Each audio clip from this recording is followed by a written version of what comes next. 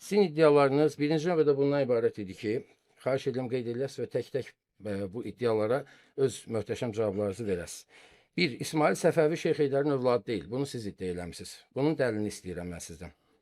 Çünki söhbət hansısa bir 20-ci əsrdə, hansısa bir auditoriyada tələbəniz olmuş adamdan getmir. Söhbət 600 illik möhtəşəm tariximizdə özünə yer tutmuş bir şəxsiyyətdən gedir ki, siz onun varlığını inkar edirsiniz.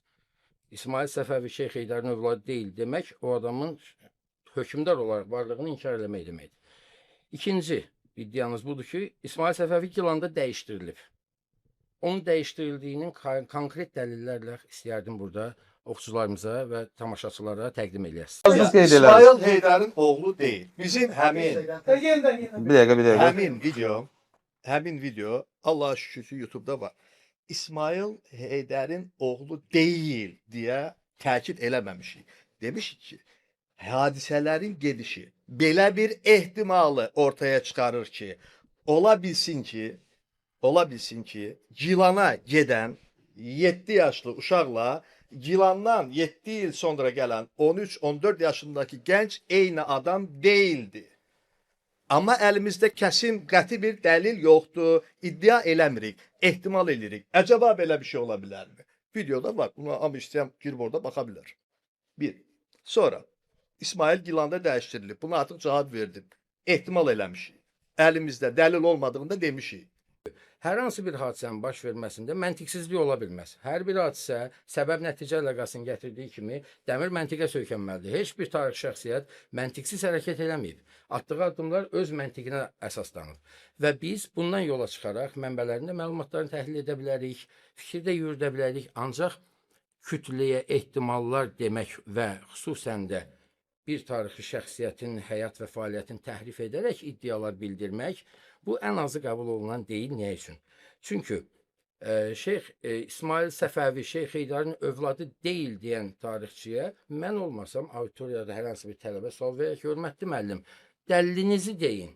Bu siz ehtimal irəli sürürsünüzsə, bu sizin İsmail şəxsiyyətinə olan kininizdən də xəbər verə bilər, qərəzinizdən də xəbər verə bilər.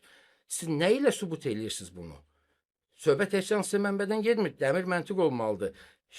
İsmail Səfəvi Ərdəbildə doğulub, Ərdəbildə doğulduğu vaxt Şeyx Heydər sağ idi, həyat yoldaşı sağ idi, Ağqoyunlular sağ idi və məsələnin kökü bundadır ki, onun övladı olmaması ilə bağlı hansı mənbədə konkret məlumat var, yoxdursa sizin bir istinad edə biləcəyiniz və yaxud da ehtimal irəli sürmək üçün belə hansısa bir mənbə məlumatı olar da və yaxud da hər hansı bir dəlil olar əldə.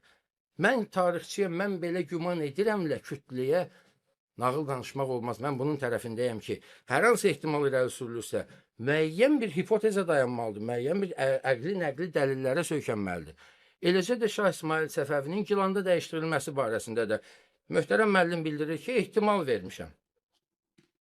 Mən də o zaman çox ehtimallar verə bilərəm ki, həmin ehtimallar heç də xoş olmayan nəticələri yatırıb çıxara bilər. Yəni sizin şəxsiyyətin şəxsiyyətsə, Şah İsmailin şəxsiyyəti təbii ki, 600 illik xalqın müsbət olaraq gördüyü Azərbaycanın da tarixi hökmdarıdır.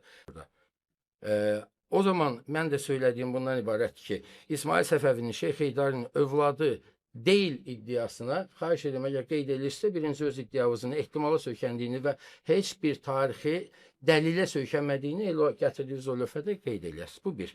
İkincisi də İsmail Səfəvinin Gilanda dəyişdirilməsi barədə söylədiyinizi də orada qeyd edəsiniz ki, bunun da bu mənim şəxsi mülahizəmdir deyə bilərsiniz.